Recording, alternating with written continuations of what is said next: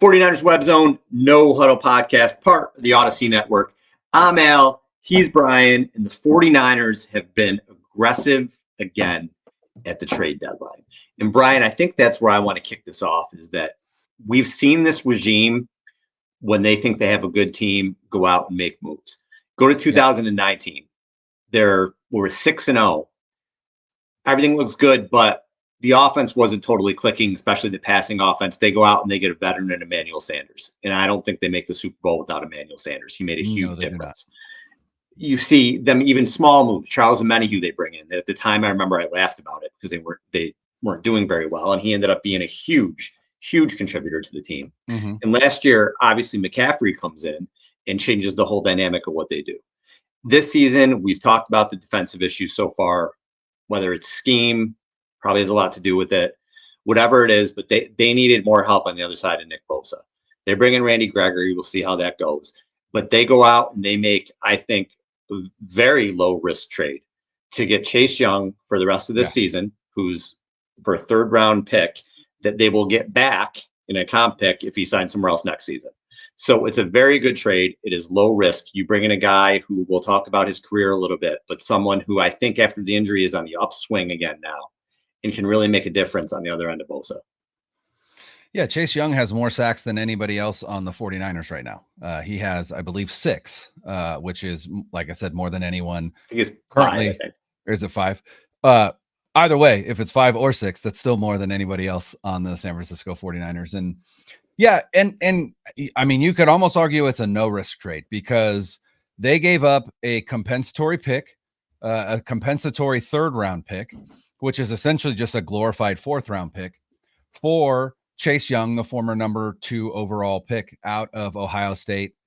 He gets to pair with his Ohio State teammate, Nick Bosa, who didn't get to play with Young all that much because in the year that Bosa came out in the draft, he had his his sports hernia, and so he wasn't he didn't play much that season. And so I know that they are excited to team up and play together again.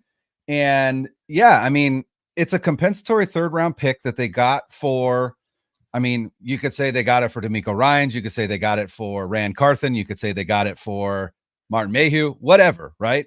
They continue to get compensatory picks because they continue to really lean into that minority hiring benefit, meaning that they are producing minority head coaches and minority GMs. And honestly, when the trade went down and I learned that it was a compensatory pick, I was like, listen, and it's been said, if Chase Young does well, even if he doesn't do well, and he leaves in the offseason and signs a lucrative contract, which is probably pretty likely, they would recoup a compensatory third-round pick for him. And so really, it's a no-lose situation for the 49ers. And it blows my mind that there weren't other teams out there ready to give more than what the 49ers were ready to give for Chase Young, despite the injury history, despite all of that. A compensatory third-round pick is peanuts. And it's just they fleeced the Washington football team again because we have Trent Williams on this team who was acquired with a 5th-round pick in the 2020 draft. And I tweeted out that Martin Mayhew must have been wearing his 49er shirt underneath his Washington Commanders polo because he absolutely helped his old team out significantly. And the Bears look even dumber by giving up their 2nd-round pick, which is a glorified 1st-round pick because it will likely be in the 30s still. Yep. For Montez Sweat, who you could argue is more established than Chase Young, just because Young has missed a season because of his ACL injury, and doesn't have the injury risk, I guess, that Young holds. But the disparity in what each team gave up is wild. And it also looks like the Seahawks made a bad deal by sending 2nd and 3rd-round picks to the Giants for who was it? Leonard Williams. right? And now, granted, they're not paying Leonard Williams. The Giants are, which is why the Seahawks included that second round pick. The Giants essentially bought a second round pick, but I think Chase Young makes the 49ers defense better than Leonard Williams makes the Seahawks defense. And you've talked all offseason and all season so far about the issues with the edge opposite Bosa, and they have addressed that in spades now with Chase Young and Randy Gregory. And then you also have Cleveland Farrell and Drake Jackson, who, I think Drake Jackson might find himself on the inactive list more games than not. But it's a big move, but it didn't cost them very much. They held on to their first, second, and third round picks in this draft. They still have, after trading this, I believe they still have 11 picks in the upcoming draft. So just a big time win for John Lynch and that front office. And if you're unfamiliar with Chase Young or didn't pay a lot of attention to him in Washington, so he's the number 2 overall pick. He comes in his rookie season. He has 7.5 sacks. He goes to the Pro Bowl. He wins Defensive Rookie of the Year. He had a terrific rookie season. Then 2021, first 9 games, he only has a sack and a half, and then he tears his ACL. And he played a few games last year, but he was just kind of getting his footing. He wasn't himself. So this was a big season for him, and he has come back, and he's had a much better season this year. And I went to school on him a little bit, and from what I can tell, because again, I'm not going to sit here and say to you that I watched 100 snaps of Chase Young. You got to go to school on these guys. Yeah. We cover the 49ers. I mean, I watch a ton of football, but I don't study the guy. But he seems, from all intents and purposes, that he's on his way back, and it seems like he's back on the upswing, and he's in hopefully a good spot here that will help him. If Steve Wilks doesn't have him doing somersaults over Eric Armstead and stunts and whatever else, he's leapfrog. If he actually just lets him pin his ears back and run the passer, he could be a guy who, again, can thrive here. Like we've seen other defensive linemen. Now he's got a 25% pressure win rate, which is 11th in the NFL for edge rushers. Yep. But by comparison, Bosa is 17th with 21%. And like you said, he has 5 sacks. Now, where I was curious, Brian, is this going to help the run defense? Because Javon Hargrave's a hell of a pass rusher. He's not a great run defender. That's still an issue. So Young was actually terrific his rookie season and the years after in run defense. His Pro Football focus grade was 82.8 his rookie season, 84.5 his second year. He gets hurt. 73.9 in the small sample size last year, but this year it's only 58.1. And again, I don't know what the specifics are of that in Washington, but he has been good against the run in the past. Hopefully he can do that with the Niners right now. It's a very, very good trade. Again, like we said, it's not like they gave up. Even if it doesn't work out, they didn't really give up anything that you're worried about. Right. But he has so much talent. You have to think, again, if this defense can get back to doing what they do, it's going to be a big boon for them, and it's going to help them immensely to get back where they need to be in the second half of the season.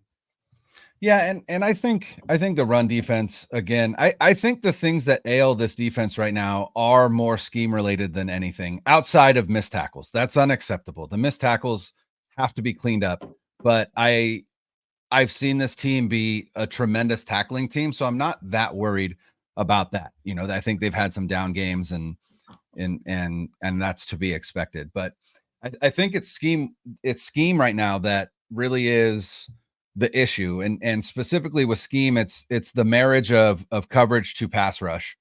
And not only that, but I think they're struggling in the run game because it's the marriage of the DBs and linebackers and their run fits versus this wide 9 defense. Because if you think about it, the 49ers run the wide 9, which if you look at the way that their defensive linemen line up when it before the snap, the defensive ends are out wider than the outside shoulder of the offensive tackles.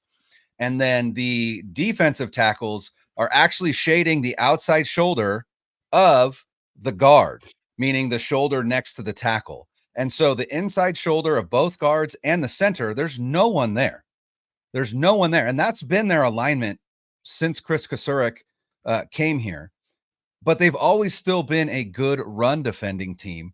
And it's because they have linebackers and defensive backs that understand the scheme and understand the run fits and can fill those and keep the gaps from gashing them. And for whatever reason, that has not been the case this year. And then when it comes to coverage, again, it's just there's like a disconnect. And it's weird because before the season, one of the things we talked about, or at least that I talked about, was I think it'll be interesting to get Steve Wilks in here because Steve Wilks is a DB coach. And so we've often said that, the front seven for the 49ers is elite, but it's always been the coverage that has kind of lagged behind a little bit. And with a DB coach calling plays, maybe that will change. And so far it's been worse, which is weird. I don't understand it. I'm not smart enough with the X's and O's to really even try and figure it out. I try and leave that to those that are smarter than me. And I've actually asked a couple guys on Twitter that I follow that are, kind of more defensive minded. And one of those is Deontay Lee, who writes for The Athletic and has been on the Athletic Football Show with Robert Mays and Nate Tice a few times. But I tweeted out to him and he replied and said if he can get his hands on some film, he can try and figure out kind of where these issues lie. But Akash Anavarathan, who's been on the show before, tweeted out a great photo from that Bengals game that showed Nick Bosa, who has beaten the left tackle and is feet away from Burrow. Yeah, feet away from Burrow, but you can see Burrow stepping into the throw, and in the video, it's a completion, and I believe it's for a first down. But he took a still from that photo, and again, Bosa is feet away from Burrow, but the defensive end opposite him, I think it was Randy Gregory, but I'm not positive because I couldn't see a number, is nowhere near Joe Burrow, and that's kind of the issue right now is that Bosa is getting a lot of pressure on his own, but nobody else is when he is as well. And so that pocket is not collapsing. His side is collapsing, but the other side isn't. And so that's where I think Chase Young comes in, right? And not only that, then I think you should see Javon Hargrave and Eric Armstead start to eat a little bit more when it comes to pass rush, because with Young and Bosa on the outside, collapsing the pocket from the outside, that means that quarterbacks are going to have to step up. And that's where Armstead and Hargrave typically are. So is the lack of pass rush scheme related? I think some of it is. I think Steve Wilks is calling too many games up front, too many stunts, too many twists, things like that. Mm-hmm. He's not letting these guys just do what they do, which is pin their ears back and get after the quarterback. So I'd like to see more of that. I'd like to see less games up front. But those DNs opposite Bosa just haven't been getting it done, including Randy Gregory. So you bring in a guy that has so far this season, in fact, better than even your guy, Nick Bosa, and all of a sudden you're cooking with gas. So I'm really expecting to see this pass rush just ascend to another level in the second half of the season, which is going to help the coverage and just going to help this defense get back to what they do best. Now you mentioned Bosa. For the top 20 in pass rush win rate, Bosa has the third highest double team percentage at 27%. Right, because there's no one else on the other side. But I don't want to use it as an excuse, because the top two in double team percentage are Myles Garrett and Micah Parsons, and they're also the top two in pass rush win rate.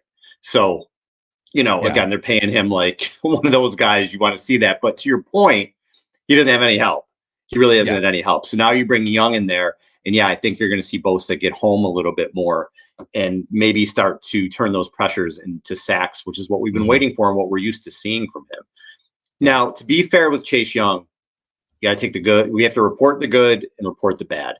So Mike Silver wrote with Young, according to several Washington coaches and other organizational sources, Young was viewed as an undisciplined player who developed bad habits such as deviating from assignments in an effort to make splash plays. His off-field priorities and commitment to his craft were often questioned and was viewed internally as a player who plateaued as a rookie. So that's a little worrisome. And John Lynch, I don't know if he responded to this, but he responded to questions about Young. And he said, people I really respect, think highly of the young man. I know there's some things coming out, and they seemingly always do, but we're not worried about that. My parents, John and Kathy Lynch, taught me long ago, make your own judgment on people. You obviously have to talk to people who you respect. You have to do your homework. But I think highly of Chase. The people who I respect, who've been in the building, think highly of him. And he mentioned Nick Bosa went to bat for him as well. Yeah. So you never know. It could be a situation.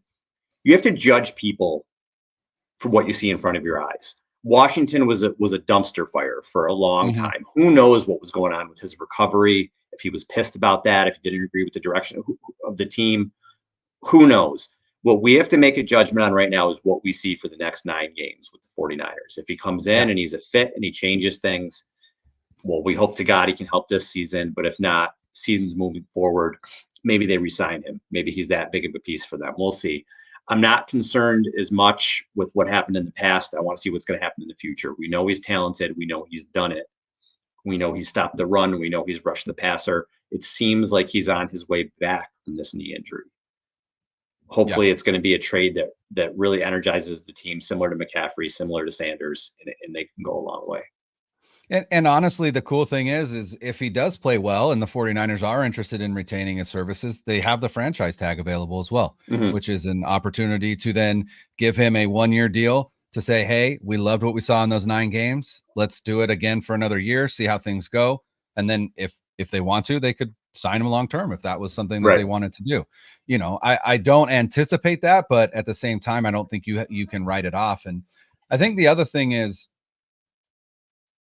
I think this team more than other teams, there are other teams out there, but this team specifically, when it comes to things like you just listed, some of the things that some of the negative things coming out of Washington about him, I feel like those are also like locker room issues that a veteran laden team like the 49ers can handle in-house and have no issues with.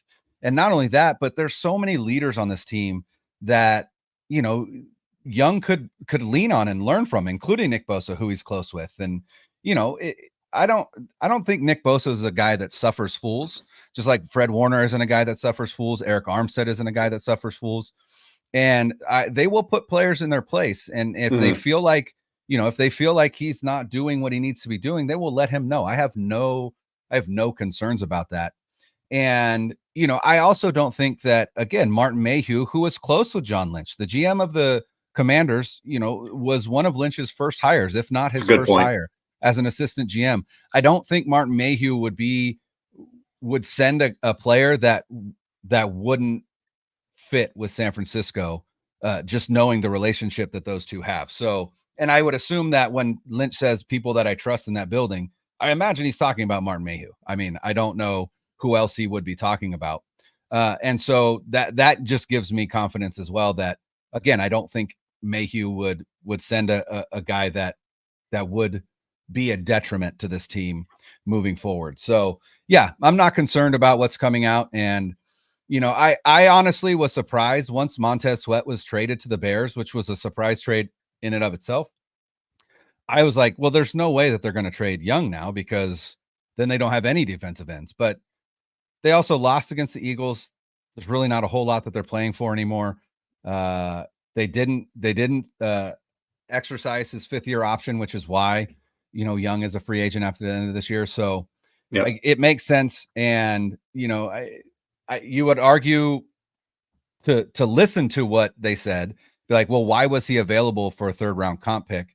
I understand that argument, but like I said, I don't buy into the negatives. And I just think that getting into this environment with this team, with the goals that they have, you know, the record that they have, the trajectory that they're on, I just think that he's going to come in and just, you know, do everything that he can to help this team get to the Super Bowl, which is what the goal is. Brian, you were mentioning too, so I want to get into the next 7 games because I think it's kind of a gauntlet for the Niners. But you were talking about Shanahan had made some comments about the team maybe being a little bit tired, which I actually didn't hear.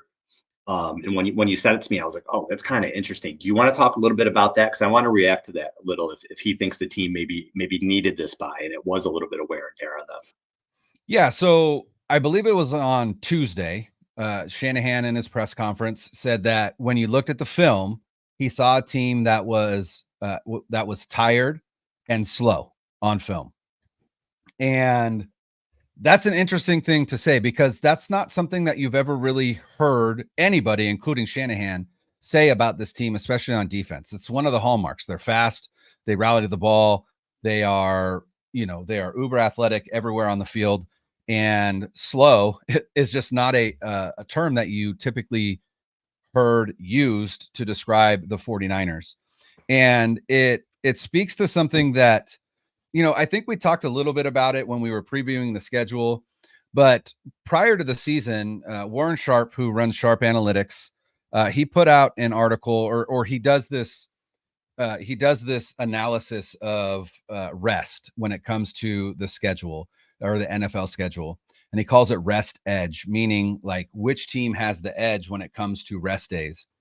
And when he analyzed the 49ers schedule, he said that the 49ers have been negatively impacted the most due to their league worst rest edge, simply meaning that the 49ers have 20 fewer rest days than their opponents. And, we've already seen they played the Cleveland Browns coming off their bye, and they played the Cincinnati Bengals coming off their bye.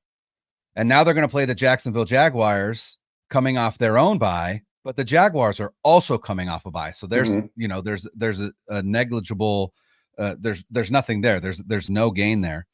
But they also will be facing the Arizona Cardinals in week 15 coming off their bye. And then they also have short weeks on top of that, right? So they played the Bengals coming off their bye, but they played the Vikings on Monday night. So the 49ers came off a short week, and the Bengals came off their bye. And so, I think, they had the trip to Pittsburgh to start the season, and then they had the trip to Cleveland, and then they had the trip to Minnesota, right? They've gone, they've had some long trips, and they've got more trips coming up to the East Coast. And I was surprised that they didn't stay out like they normally do when they have like back-to-back East Coast trips. I was surprised that they didn't stay out between Cleveland and Minnesota. That was something where I thought they'd stay, maybe stay in Youngstown or whatever, like they've done in the past, and they didn't. And so, maybe that has had an effect, a cumulative effect, if you will. And so I just think this bye is coming at the right time to get these guys rested, to get these guys healthy. There are, I would say, I guess, reinforcements on the way when you talk about the secondary with Sammy Womack and Darrell Luter, who both should be having their practice windows open pretty soon. They're both on short-term IR, which means they can come back, right? And we were talking about needing corner depth in the trade market, and that didn't happen. But hopefully, again, they can get that from Sammy Womack, from Darrell Luter, to either be able to push Lenore to the slot, or be able to push Oliver for that position in the slot, and also just to keep Ambry Thomas off the field. But it's an interesting and difficult schedule for the 49ers when it comes to rest. And a lot of that came in the first half. There's still some that is coming. They're going to face the Seahawks off a Seahawks mini bye. They're going to face the Ravens on Christmas, which is a short week. And then right after they face the Ravens, they have to travel to Washington on that short week. So there's some the rest discrepancies there as well. But I think I'm not going to say a lot. I think one of the things that you can look at when it comes to the performance by the defense over the last 3 weeks, you could look at and say, you know what, some of that could be some fatigue just from the early season schedule. Yeah, and this schedule, the next 7 games anyway, is a gauntlet. So David Pallas on Twitter sent me this. I did not think of this. So the Niners had gone on late season runs the past 2 years, right? Mm-hmm. Mm-hmm. It was they didn't even lose a game after. I guess. Well, let's look at it from 8 games on. 7-2 in 2021 and 9-0 in 2022. But the strength of schedule in 2021, this is from David Pallas sent me this, and thank you, David, for sending this over to me. 493 strength of schedule in 2021, 415 in 2022. So they had an easy strength of schedule to go on those runs. Mm-hmm. Now, the 49ers are a very talented team. Maybe they go on those runs anyway, but they had some easier games. This season, 565. Yeah. And it is a gauntlet. So they're going to start out off the bye against the 6-2 Jaguars team that they have to go to Florida for. So again, it is off the bye, but they're both coming off the bye. It's going to be a very tough game. And then you go Buccaneers at home. But I'm never going to be afraid of Baker Mayfield. I still feel like even if the Niners are playing shitty, they can win that game. But then you have the Thanksgiving night game against Seattle. You're in Seattle. Then you got to go to Philly the next week. And I have a little bit of a mini bye because you have a Thursday night game, but you're still going to Philly. That is a gigantic game for a number of reasons. Then you got the Seahawks again at home. You go to Arizona, play the Cardinals. That's not a huge trip. And then you have the Ravens again at home on Christmas night at 8:15. I cannot wait for that game. That's going to be awesome. Yeah. That's a really tough stretch, Brian. And then after that, the big game against the Ravens. They got to go across the country on New Year's Eve to play the Commanders in Washington. And then they finish out against a Rams team that who knows if they'll have anything to play for. But the 49ers, as we've seen in the past few weeks, the next 7 games are going to be very difficult if they don't clean things up. Very difficult. Now, Debo said today on Kay Adams' show that he's ready to go and he should be back in week 10. That's huge. Yes. Assume hopefully Trent Williams will be back too. Hopefully Chase Young will help change this defense around and they're going to be the 49ers again. Hopefully Brock Purdy can play complete games and stop with some of the mistakes that he's made.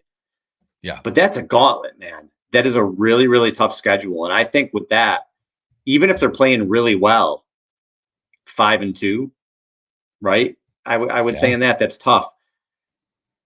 Let's go through it. Do you want to go through it and see what we think right now? Yeah. What we're going to do? All right. Yeah. This is all right. At the Jags coming off the bye. I know what the Jaguars record has been over their past 17 games. I believe it's something like 13-4 or something like that. And I know that they're 6-2 this year. I've watched a handful of Jags games. I have not been impressed by that team. Ugly. I feel like always so. I feel like that 6-2 is. I'm not going to say it's fraudulent like the Vikings were last year or even like the Giants were, but I don't think it's as impressive as some other 6-2 records.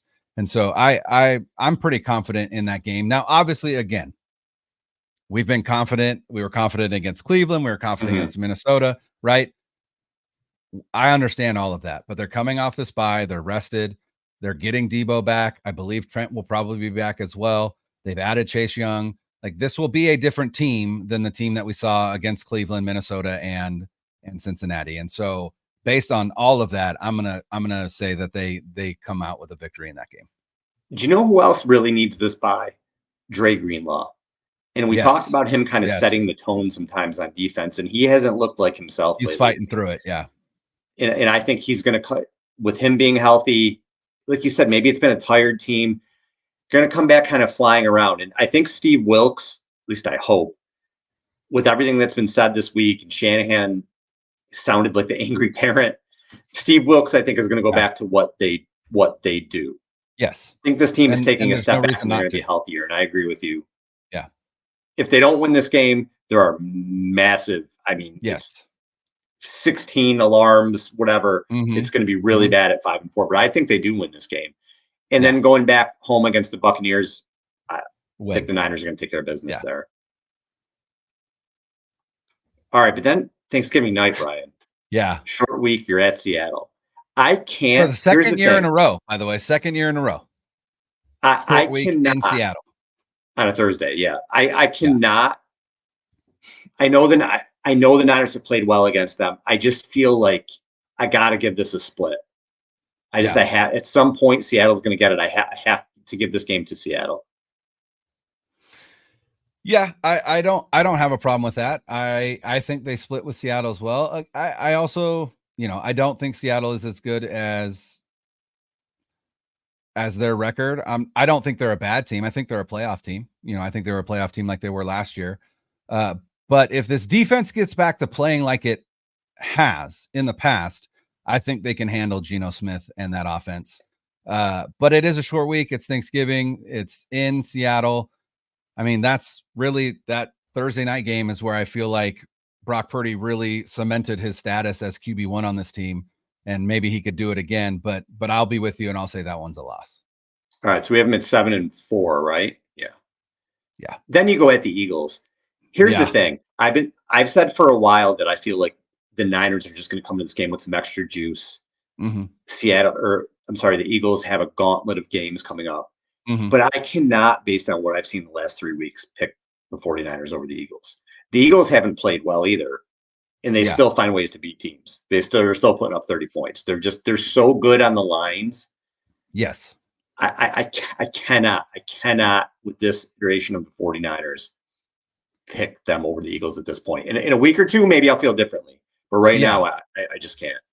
What I'm hard pressed to pick the 49ers for is because the Eagles are a tremendous running team and the 49ers have been piss poor in run defense recently. And so I need to see a change there before I can be confident that they can go in and win a game in Philadelphia. Because Philly's gonna do what they do, which is try and grind you down, grind the clock, maintain an edge in time of possession, and just kind of bleed you to death. Right? It's almost like a boa constrictor offense, right? Like they're just trying to suffocate you by just run after run after run after run. And Jalen Hurts has not been as good this season as he was last season. In fact, I think he has 9 touchdowns and 7 interceptions or something along those lines. It hasn't been great for him. And I think they would prefer to win games like they have been, which is ugly with the run game. And so from what we've seen, I don't know that the 49ers can win that game because I think that Philly can run on them. But if we see in the next few weeks that they've got that run defense kind of figured out a little bit, that will give me more confidence. But as it stands right now, I would chalk that up as a loss as well. And Brian, I was watching I like to watch Chase Daniels and JT O'Sullivan. I like to watch their breakdowns of QBs. And I was watching some Purdy stuff, which I'll talk about on a show coming up soon. But the Niners offensive line, especially in the interior, has been getting worked. Yeah. Sucks. Jake Brendel a couple of times. I'm like, oh my God. That against what Philly has with Jalen Carter and just what they do on the lines really scares me right now. And even we talk about the 49ers, obviously the defensive line, that's the trenches, but we talk about a lot of parts of the offense. But right now their offensive line, is it going to get by against teams like the Cardinals? And yeah, absolutely. But when you're getting against these really good fronts, it scares me. And I know it's different without Trent Williams there, but it was, dude. The Bengals were dropping 8 and still getting home. Yeah. I mean, it was a little scary when you really sit down and look at it. But and it's funny. We're going to have Matt Barrows on next week, beat writer for The Athletic. And yesterday, Matt was asking for mailbag questions. And so I tweeted a question and he picked it and put it in his column, which was awesome. But I asked him, I said, Spencer Burford has been just straight up abysmal this year. He's one of the worst offensive linemen in the NFL, if you look at PFF grades. And so my question to Matt was, with John Feliciano having to now fill in for Aaron Banks while he recovers from turf toe, has there been any indication that Feliciano could then slide into right guard once Banks is back? Because Spencer Burford is a liability right now, on the field. And he said, let's revisit this after the Tampa Bay game, because Banks is probably going to miss the next 2 games, and then, see how Burford does in those 2 games. But Feliciano has a ton of experience at right guard. I think he has over 50 games started there. Yeah. And I don't understand why he hasn't overtaken Burford already. And I think part of it is because he's the backup center, and if something happens to Brendel, then Feliciano is the only backup. So that might be why. But at a certain point, you just got to be like, hey, Burford is not it, and he's the most penalized 49er, along with Diamador Lenore, which is another issue in and of itself. So yeah, that interior of the offensive line is hot garbage right now, and so if what we think is going to happen, scary. Yeah, sorry. So if what we think is going to happen happens, Niners are going to be 7-5 with a rematch against the Seahawks. This will just be a gigantic game. Yeah. Again, I'm going to give them the split. Mm-hmm.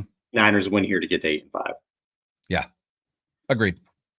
Then they're going to beat the Cardinals. I mean, I don't think we're worried about that. Mm-hmm. But then you play the Ravens. Yeah.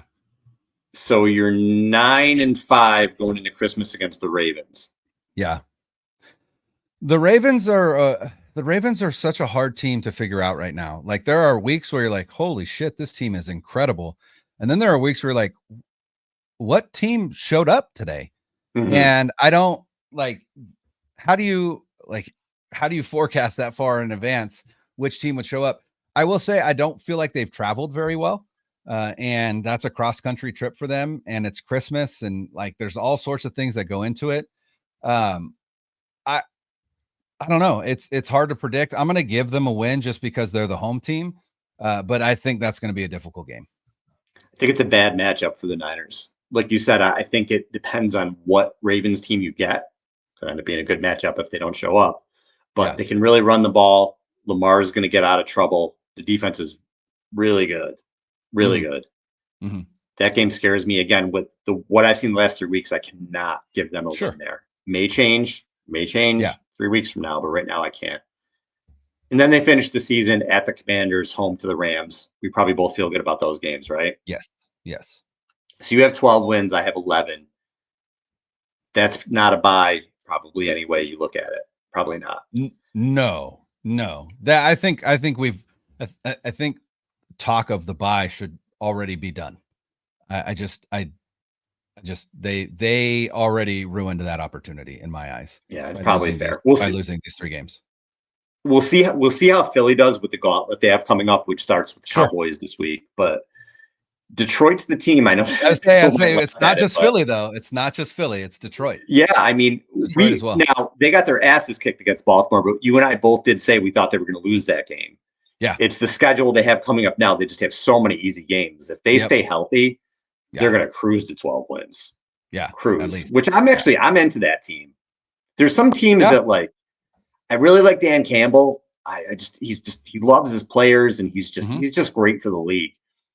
So I'm into Detroit. Like I'm kind of obviously, if the Niners ever got knocked out, they'd be the team in the NFC I was rooting for. But I like that they're winning games. I like that. Yeah.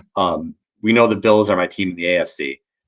Another team I've been paying attention to, Brian, just because they have a certain quarterback that the 49ers used to have, is the Las Vegas Minnesota Raiders. Vikings with Nick Mullins. What a shit show that team is. You cannot sink your franchise faster. If you're looking to just destroy your franchise, hire Josh McDaniels. So he destroys the Broncos. It was just a disaster. And then he goes to be the offensive coordinator with the Rams. Go look up the season he was the offensive coordinator with the Rams. They averaged like 13 points a game. Like they were all-time bad with Sam Bradford that year. They bring him back to New England. Tom Brady revives his career again. The Colts try to hire him. He resigns via fax or says he's not going to take the job when he had a staff picked out. One of the staff members, as bad as he's doing, was Eberflus. Yeah. But he still was a good enough defensive coordinator that he got a head coach job. So, and he just left him, and they end up hiring Frank Reich. And somebody still hired him again to be a coach, and he's gone in a year and a half. Just an absolute train wreck. And if you watch that game on Monday night, or whoever did, they just looked horrible. Horrible. And Jimmy Garoppolo, who I'm not rooting against Jimmy by any stretch of the imagination. No. But Brian, he was terrible. Terrible. And he's been benched. Yes. And they can say he's been benched for play. He probably has been, but also if he gets hurt this year, they owe him like $11 million next year. Yeah. I don't think they really want any part of that. But if you watch Garoppolo, he's got 9 picks in 6 games. They've scored over 18 points or 17 points once, and that was 21.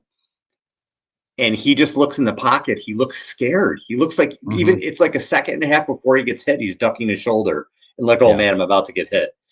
Yeah. Kind of feel for the guy, but he may be headed towards a career backup right now.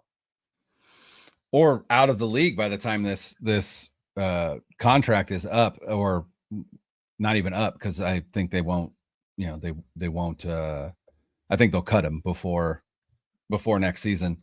Yeah. Yeah, it's interesting. Mark Davis essentially came out and was like, I wanted to try something different. I wanted to try the Patriot way, which is why he brought Dave Ziegler and Josh McDaniels from the Patriots. And I think I feel like this is the moment where we say there isn't a Bill Belichick coaching tree. Like, There is not. That's not a thing. That's not a thing. And you look at what's going on with the Patriots now, and you also look at it and go, no shade to Bill Belichick. He's still one of the best coaches of all time. But it seems pretty evident now that the reason the Patriots were the Patriots was because of the guy wearing 12 on the back of his jersey and not really anybody else. And that's also evident by the fact that he went down to Tampa Bay and won himself another ring. So, the conversation always stems from like, who's more important, the head coach or the quarterback? And I feel like that debate is largely moot at this point. Again, if you've got a guy like Tom Brady, that is more important than the coach. Not that coaches can't ruin Hall of Famers like Mike McCarthy and Aaron Rodgers, but it is the quarterback and it's the marriage of quarterback and head coach that really can drive a franchise into the stratosphere. And you look at Brady and Belichick, you look at Reed and Mahomes, you look at Walsh and Montana, right? It's that marriage of the two. And I think Kyle Shanahan is still looking for that.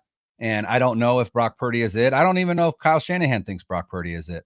Mm-hmm. But it is a marriage of the two. And it's just wild to me watching Jimmy Garoppolo play football right now that Kyle Shanahan got that guy to a Super Bowl and then another NFC championship game, because it certainly looks like Jimmy Garoppolo doesn't know how to play football based on how he's played in Vegas. And the fact that he is now benched again for a mid-round quarterback, Aiden O'Connell, is just testament to just what a weird and interesting career.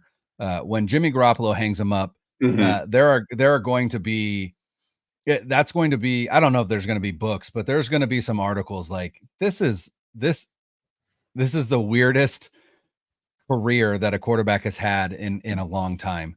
But hey, good for Jimmy for fleecing the 49ers and the Vegas Raiders. And hey, maybe he does take a backup job somewhere. You never know, but with looks like that, I think he's gonna end up the Jesse Palmer route, and he'll be the Bachelor in a few years, and then he'll be hosting shows on the Food Network. Yeah, I said I feel bad for him. I don't feel bad for anybody with like $200 million and no, I don't whatever. But anyway, Tom Brady's legacy, not that he needed any help, but maybe one of the worst head coaches in the history of the NFL. He got him 3 jobs. Mm-hmm. That's how good Tom Brady is. He got Josh McDaniels 3 head coaching jobs at the end of the day. I mean, you can't make it up. Crazy. All right. Like Brian said, we got Matt Barrows on next week. We're looking forward to that. Bye week. Feel like the Niners are going to get right. It's going to be a fun second half of the season. By the way, team. Everybody take a deep breath.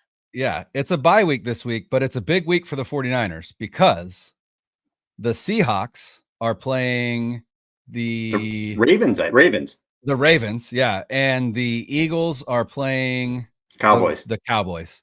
And so 2 results there that you want to keep your eye on as a 49ers fan. Absolutely. All right, thanks everybody. Appreciate you. For Brian, I'm Al. Later.